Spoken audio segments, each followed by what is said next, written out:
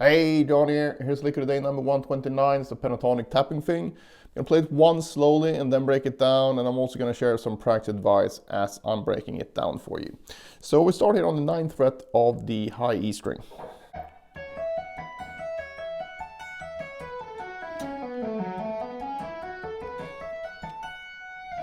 Alright, so this one is based on the F sharp minor pentatonic, and we're going to start here on the 9th fret of the high E string. We're going to play 9, 12, 14, and then we're going to tap on 19. So we got 9, 12, 14, 19. And in this one I tap with my index finger, but you can also use the third finger, whatever finger you want. For whatever reason, the index finger tends to sound the best for me. It's not the most practical though, when you have to switch between picking and tapping, but as I knew that I was only going to play a tapping lick here, I didn't even need the pick really. So I just went with the best sounding finger for me. But you can do whatever works for you. And as a practice thing here, I would actually suggest that you start working on this thing. And the first part of the lick actually starts like that, and then we go up again, but we play the 17th fret instead. So that's a really good thing to work on to get the timing down here.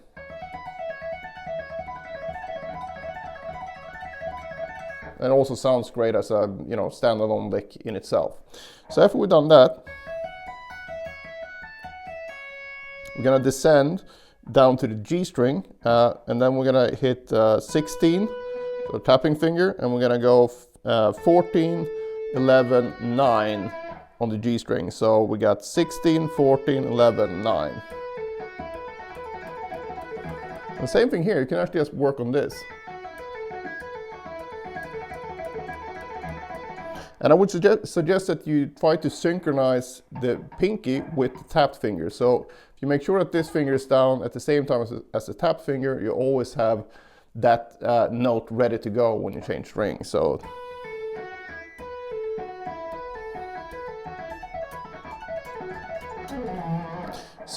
from the beginning we have, I'm gonna go down again, and we're gonna tap on the same fret, 16, but we're gonna have 14, 12, and then 9. So it's basically the same shape as we have on the top, just with tap on a different fret. So practice wise here, I would just go between these two strings.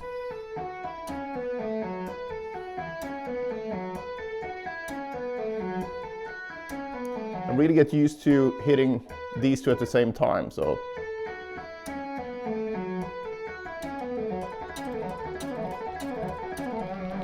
after that, we're gonna go back,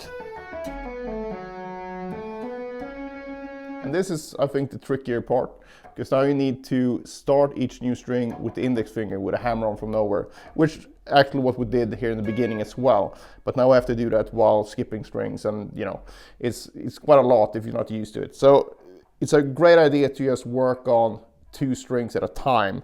So maybe you start from here, go up, and then back, so you make that into a repeating pattern.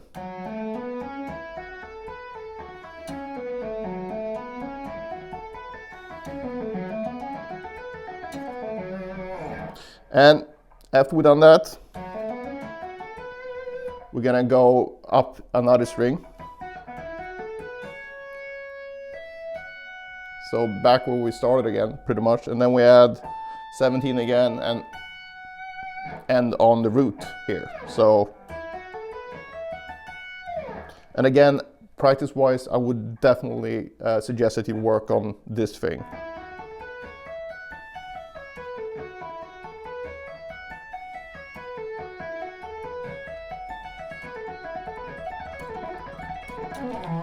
And since I don't use any type of muting thing here, this is just for not getting that ringing sound from these, but they're not muting any strings.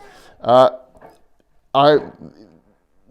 you do that or not, I think it's still a good idea to work on your proper muting of these kind of licks. And in this case, the right hand is going to mute all the lower strings, but this thing here If you look at my fretting here, it's kind of sloppy in a good way, because I want to make sure that I hit this string in a way that I actually also mute the B string, because I can't mute the B string with the palm of my hand. Well, technically could, but it's kind of tricky to do that without accidentally muting something that you don't want to be muted. So to get around that, I actually mute it with the tip of my index finger, and I do the same for.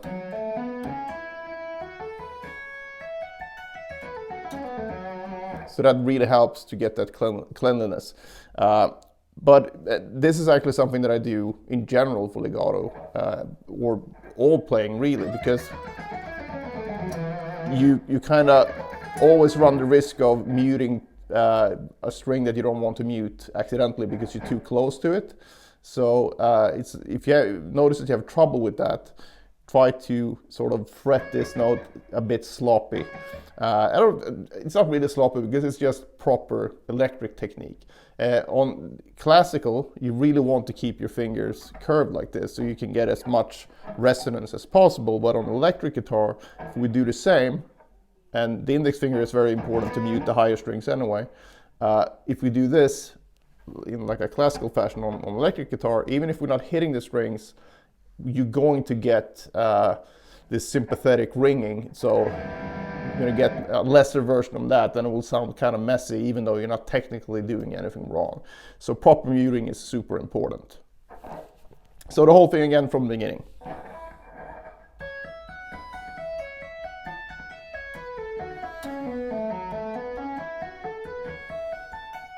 Really do try these different practice tips. And other things you can do as well, of course, is to change the subdivisions. You can even work a bit with accents, even though you won't get, a really big accent out of this legato thing. But it's more of a mental accent anyway. It's more about you trying to just push that note a little bit extra, just a tiny bit, and that basically what happens then is your brain is going to focus more on that note, and you can fix it if it doesn't sound the way that you want it to sound. So you can try all these different practice techniques I've talked about before in previous videos and try to apply that to this thing as well. So if you have any questions, just post them below and I'll get back to you as soon as possible. And also make sure to like and subscribe. That really helps the channel and I can make more videos.